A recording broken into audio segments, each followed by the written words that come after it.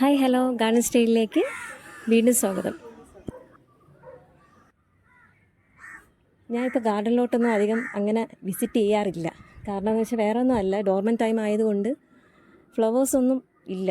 അപ്പോൾ ഫ്ലവേഴ്സ് ഇല്ലാത്തതിനാൽ ഗാർഡനൊന്നും കാണാനായിട്ട് അങ്ങനെ വലിയ രസം തോന്നുന്നില്ല. ഒരു താല്പര്യമില്ല ഗാർഡൻ കാണാനായിട്ട്. നമുക്ക് എല്ലായ്പ്പോഴും ഡോർമെൻറ്റ് ടൈമിൽ ഫ്ലവർ തരുന്ന ചില വെറൈറ്റീസ് ഉണ്ട്. അതിൽ എനിക്കുള്ളതിൽ വെച്ച് ഉള്ളൊരു വെറൈറ്റി എന്ന് പറയുന്നത് കർണയാണ്. കർണ എനിക്ക് കഴിഞ്ഞ തവണയും ഡോർമെൻറ്റ് ടൈമിൽ ബഡ് വന്നിട്ടുണ്ട് കർണയിൽ. അതുപോലെ തന്നെ ഇത്തവണയും കർണയിൽ ഒരു ബഡുണ്ട്. അതിൻ്റെ കൂട്ടത്തിൽ തന്നെ ഇപ്പോഴത്തെ ഒരു താരം ശ്വേത എന്ന് പറയുന്ന വെറൈറ്റിയാണ്. ശ്വേതയിലും എനിക്കിപ്പോൾ ഒരു ബഡ് കിട്ടി. പക്ഷേ ഫ്ലവർ എൻ്റെ പിശക് കൊണ്ട് തന്നെയാണ് അത് ഒടിഞ്ഞു പോയി. ഞാൻ ഇന്നാണ് ശ്രദ്ധിക്കുന്നത്.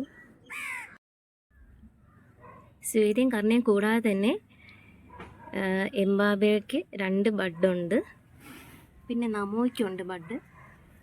അപ്പോൾ ഈ വെറൈറ്റീസൊക്കെ ഡോർമെൻറ്റ് ടൈമിനും ഫ്ലവർ ഇടുന്ന വെറൈറ്റീസാണ്.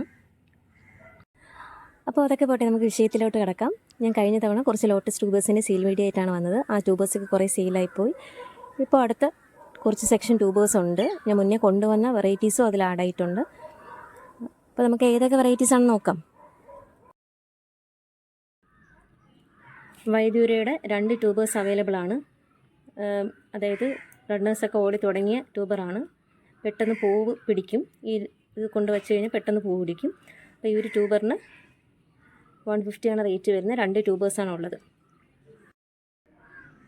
അടുത്തതായി ഒരു അടിപൊളി വെറൈറ്റിയാണ്. നിത്യകലയിൽ എന്ന വെറൈറ്റിയാണ്.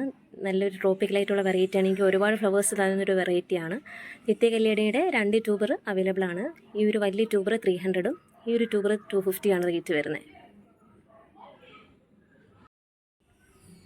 അടുത്ത് വന്നിട്ട് ജൂലിയറ്റിൻ്റെ ട്യൂബറാണ്. ഞാൻ കഴിഞ്ഞ സെയിൽ വീഡിയോയിലും ജൂലിയറ്റിൻ്റെ ട്യൂബേഴ്സ് കൊണ്ടുവന്നിട്ടുണ്ടായിരുന്നു സെയിലിനായിട്ട്. അതെല്ലാം സോൾഡായി. ഇത് 2ാമത്തെ സെക്ഷനാണ്. അപ്പോൾ ഈ ഒരു വലിയ ട്യൂബർ, ജൂലിയറ്റിൻ്റെ ഈ ഒരു വലിയ ട്യൂബർ 250ക്കാണ് ഞാൻ കൊടുക്കുന്നത്.